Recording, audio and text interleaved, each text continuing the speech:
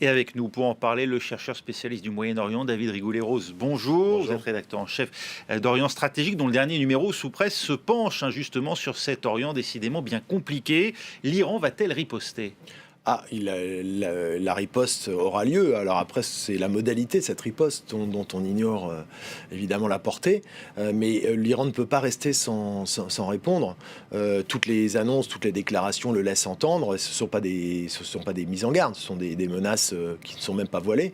Parce que le personnage est charismatique, qui était le général Qassem Soleimani, est une figure de la stratégie iranienne, d'influence iranienne dans la région, d'ingérence iranienne, diront ses détracteurs, évidemment. Mais donc, c'est un personnage central dans toute la stratégie de l'Iran par rapport à l'ensemble du Moyen-Orient. Ce sont les intérêts américains qui seront visés directement ? Oui, alors évidemment, les intérêts américains seront visés. D'abord, les bases américaines. Et c'est évidemment la préoccupation majeure. Donc, la déclaration de Mike Pompeo est un peu surprenante parce qu'évidemment, compte tenu de ce qui a été décidé, on peut pas s'attendre à une absence de réponse et une désescalade. Il y a manifestement, mécaniquement, une escalade qui est enclenchée, qui effectivement surexpose même les bases américaines. Il y a la 5e flotte à Bahreïn. D'une vingtaine dans la région. Oui, c'est ça, avec des gros pôles. La 5e flotte, le CENTCOM au Qatar, et d'autres bases. Et puis il y a les intérêts américains au sens large, c'est-à-dire éventuellement aussi des bâtiments, des ambassades. Et là, la question de l'ambassade est centrale parce que ça a probablement joué dans la décision de Donald Trump. Il y a le souvenir de la prise de l'ambassade de Téhéran en 1979. Et de Benghazi aussi. Il a dit pas de nouveau Benghazi. Exactement. C'était effectivement l'échec qu'il attribue à Hillary Clinton sur la Libye. Oui, et ça, dans l'inconscient collectif américain, ça joue de laisser sans réaction la mort d'un haut diplomate américain. C'est ça, et ça ne pouvait pas rester sans réponse. D'ailleurs, Donald Trump, dans un tweet la veille, avait dit qu'il y aurait un prix élevé à payer et que ça n'était pas une mise en garde, mais une menace à l'endroit de Téhéran. La menace a été mise à exécution, donc on peut penser que le ciblage n'est pas accidentel. Même s'il y a un ciblage potentiellement d'opportunité. C'est bien le général Soleimani lui-même qui était visé et non pas les 8 autres membres du convoi. Non, d'autant plus qu'il y a le numéro 2 du Hashd al-Shabi, c'est-à-dire les forces de mobilisation populaire, al-Mohandis, qui est un très proche du général Qassem Soleimani et qui est le chef des Katab Hezbollah, les phalanges Hezbollah, qui ont été en cause justement dans le bombardement, dans la mort du contractuel américain justement près de Kirkouk.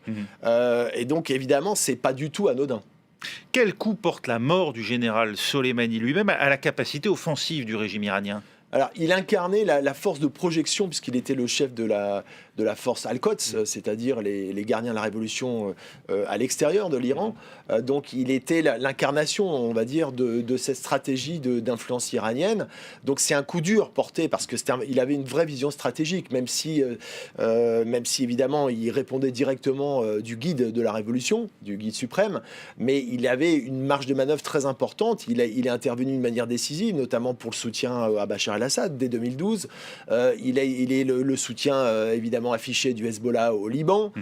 Et puis c'est lui qui a structuré les Hashd al-Shabi justement au moment de la montée en puissance de Daesh, dont il a été un combattant acharné, objectivement allié, c'est le paradoxe des États-Unis à l'époque, et qui aujourd'hui évidemment se retrouve en porte-à-faux parce que les États-Unis considèrent, à tort ou à raison, qu'aujourd'hui la menace vient plus des milices pro-iraniennes que des reliquats de Daesh. C'est un homme qui avait un avenir politique en Iran ? Alors, il a toujours nié toute prétention, toute velléité politique. Il a toujours fait preuve d'une extrême discrétion, pas uniquement d'ailleurs pour des raisons, je veux dire, personnelles, de préservation personnelle, mais aussi parce qu'il n'aimait pas les lumières. C'est pas du tout un homme... C'est curieux pour un homme dont le portrait orne, par exemple, l'aéroport de Téhéran. Absolument, parce qu'il faisait l'objet d'une vénération de la part de ses admirateurs, notamment dans les gardiens de la Révolution, et même d'une certaine, on va dire, empathie de la part de ceux qui ne soutiennent pas forcément le régime.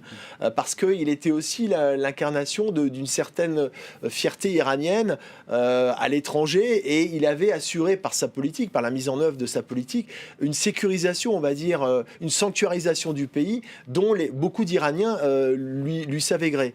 Ce qui n'empêchait pas des critiques très fortes, justement, pour le coût économique que cette stratégie pouvait avoir par ailleurs.